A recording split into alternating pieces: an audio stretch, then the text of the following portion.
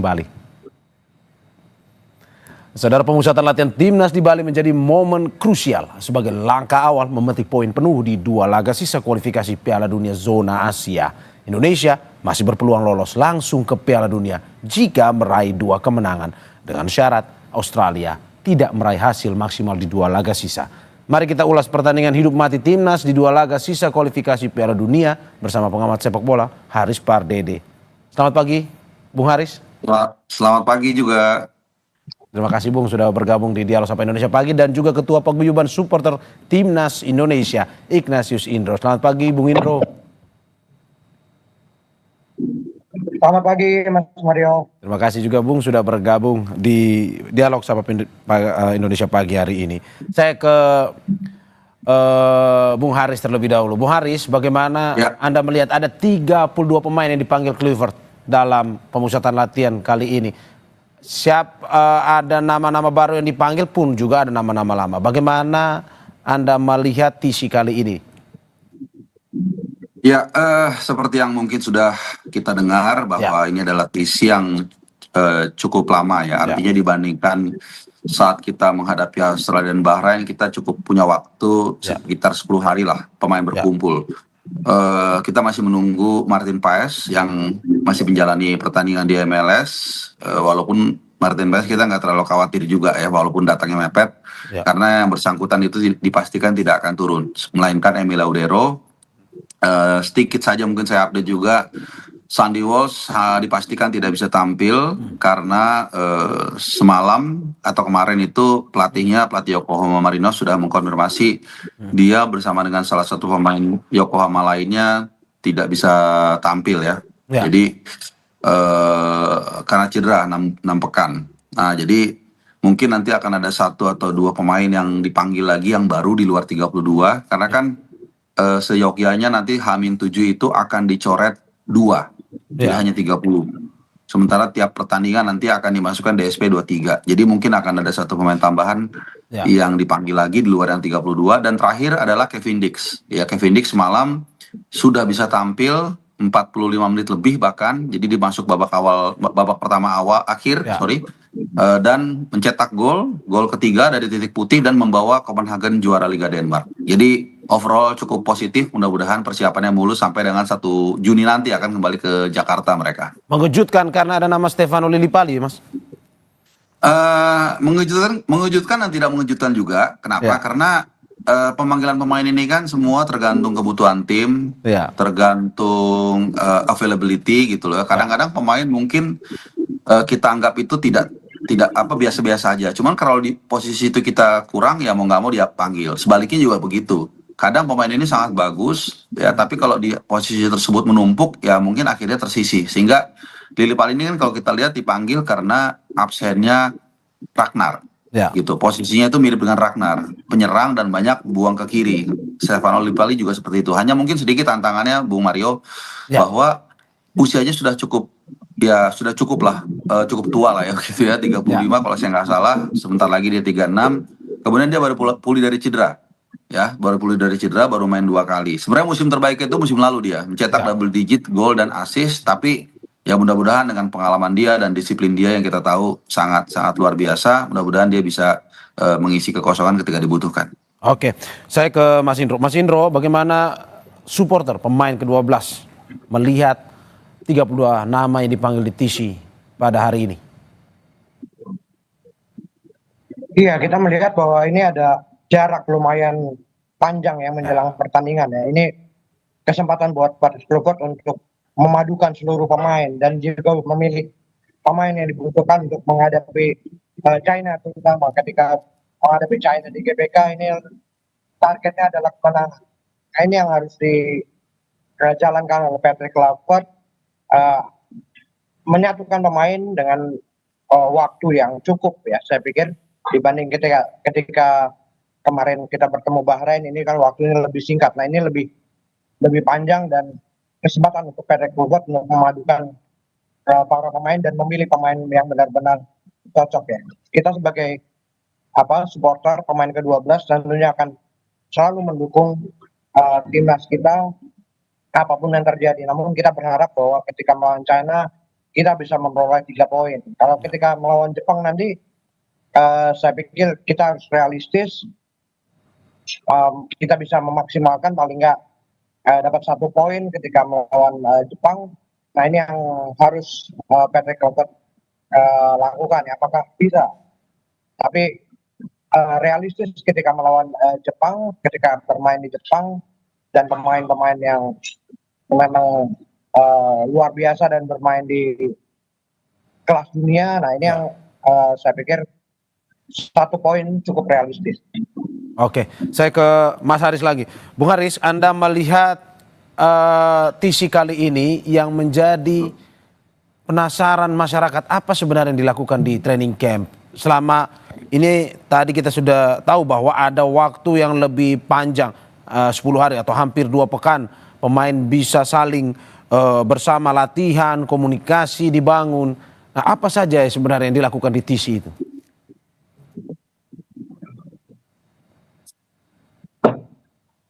Bung Haris. Oke. Bung Haris Ya, sudah. halo? Oke, saya ulang pertanyaannya atau? Ya, Oke, saya ulang. Bung Haris, rasa penasaran masyarakat tentang TC ini karena ini kan bersifat tertutup, internal, tidak boleh dilihat. Apa sebenarnya biasa yang dilakukan di TC? Latihan seperti apa? Lebih intensifkah dibandingkan latihan yang dilakukan selama ini? Karena kan kita tahu bahwa ada 10 hari, hampir 2 pekan mereka bersama. Apa saja yang mungkin bisa dioptimalkan dalam TC ini dan apa yang dilakukan biasanya? ya, ini suara saya jelas ya? Ya, jelas. Oke, ya jadi biasanya tentu yang standar pasti mereka akan melakukan pemulihan. Ya. Mereka kan kita tahu baru saja menjalani musim yang panjang, atau mungkin juga ada mereka yang sudah lama liburan. Nah ini pasti mereka akan direcovery dengan pelatih fisik kita Quinten Jagova kalau saya nggak salah ya. Kemudian yang kedua soal pemahaman taktikal. Nah ini yang makanya tadi menjawab pertanyaan dari Bung Mario kan, kenapa dirahasiakan, ada tertutup, itu sangat normal. Karena latihan itu pasti ada taktikal. Kemudian juga pemain-pemain mana yang mungkin akan ditampilkan itu biasanya dia pakai, nanti kalau ada 11 lawan 11 nanti yang pakai pakai rompi itu yang biasanya akan inti. Nah ini kan pelatih mencoba merahasiakan ya, jangan sampai bocor, jangan sampai lawan tahu kemudian mereka bisa mengantisipasi. Ya ada satu ungkapan yang kita tahu, ketahuilah kekuatan dan kelemahan musuhmu maka kamu akan memenangkan 100 peperangan. Nah ini jangan sampai kita bocor ke mereka. Makanya kalau kita liputan ke lapangan, ketika meliput mereka latihan apalagi official training, biasanya H-1 misalnya, itu kita kan hanya dikasih waktu meliput 15 menit awal. Kenapa dikasih 15 menit awal saja? Karena di situ baru latihan fisik, baru pemanasan. Nah setelah itu baru mereka punya tactical, mungkin ada rahasia-rahasia, hal-hal kecil taktikal yang ingin diterapkan dan pelatih tidak ingin lawan tahu gitu. Paling saya ingat itu waktu menjelang lawan Saudi akhir musim lalu. Saya masih ingat betul, kebetulan saya karena terlibat di dalamnya situ di media. Jadi saya masih di dalam tuh. Nah, itu saya bisa lihat tuh berkali-kali Calvin Verdong itu berlatih counter attack. Dan itu terjadi. Ya kita masih ingat counter attack dari gol dari Marcelo Ferdinand yang pertama atau kedua saya lupa, itu kan diawali dari Calvin Verdong. Nah itu sejak latihan itu official training itu diasah berkali-kali. Digembleng. Nah ketika digembleng berkali-kali taktikal itu, nah ketika nanti latihan mungkin ada hal seperti itu dan mereka tidak mau itu tahu, jangan sampai China tahu dalam hal ini menjadi lawan kita sehingga mereka bisa mengantisipasi. Jadi seperti itu kira-kira nanti materi-materi yang mungkin lebih rumit lagi, macam-macam ya, bahkan mulai dari hal-hal kecil seperti build up serangan itu dari siapa, lalu siapa yang menginisiatif, siapa yang membackup kalau mentok itu, seperti itu ada pasti. Nah ini yang sengaja mereka tidak mau ketahui, makanya nanti mungkin yang di lapangan itu hanya 15 menit mungkin dikasih meliput, setelah itu disuruh keluar semua dari lapangan. Oke, saya sebelum saya ke Mas Indro, saya mau bahas teknis dulu bersama Mas Haris. Mas Haris, bagaimana ini teknisnya melawan Tiongkok ke depan? Kemarin kita kalah pertandingan sebelumnya, walaupun juga berbeda pelatih saat ini. Anda lihat apa formasi strategi yang akan dilakukan atau dimainkan oleh Patrick Kluivert untuk melawan Tiongkok ini, dan juga melihat struktur permain yang memang kemarin pada saat pertandingan sebelumnya pada kali ini mungkin tidak bisa dipanggil juga. Seperti apa nantinya? Ya, kalau kita lihat ada satu data yang menarik ya, data primer yang saya perhatikan dan saya pikir secara umum fans juga bisa ngeh itu ya. Jadi selama round 3 di luar Jepang itu kalau kita dominan secara ball possession itu kita kalah. Ya. Pertama lawan China di Qingdao kita dominan, kita kalah. Kita bertahan sangat tinggi saat itu kena counter. Gak usah jauh-jauh, di Sydney kita juga dominan, superior juga, luar biasa, berapa 60 atau 70% saya lupa ya, tapi kita kalah 5-1 juga. Tapi sisanya, 5 pertandingan sisanya, sekali lagi di luar Jepang, itu setiap kita lebih counter press, lebih bertahan, ya dengan ball position lebih rendah, itu kita selalu dapat poin, minimal dapat poin.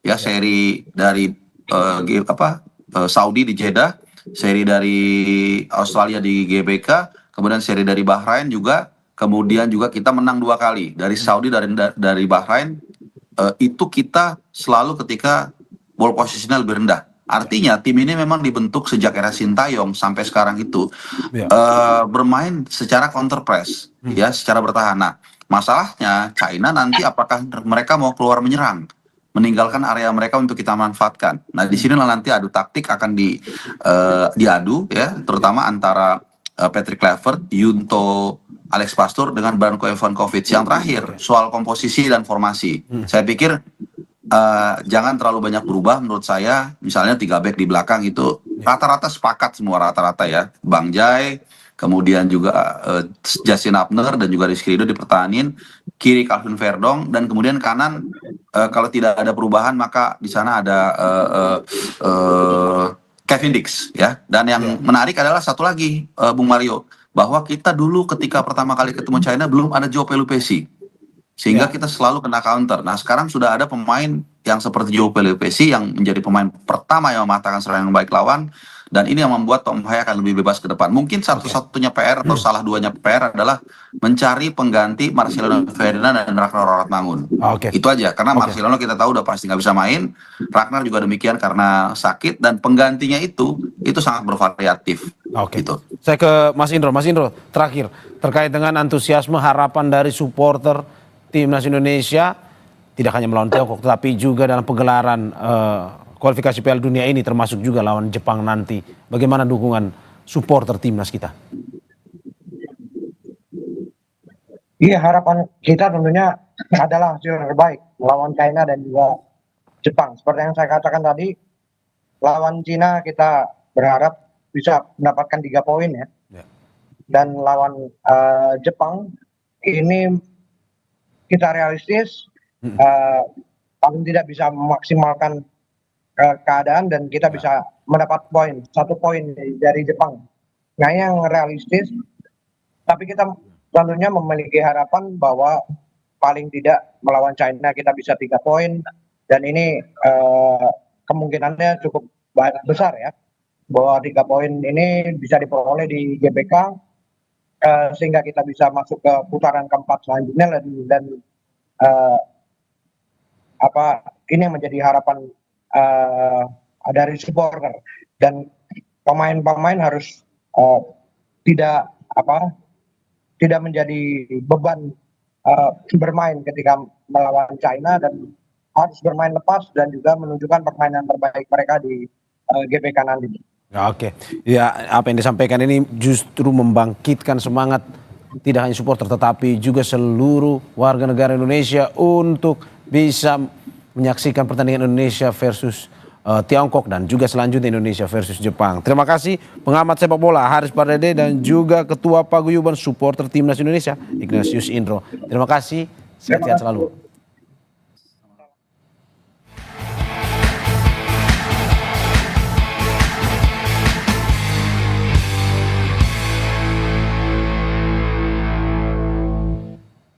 Saudara, Sapa Indonesia Pagi akan segera kembali dengan informasi lain.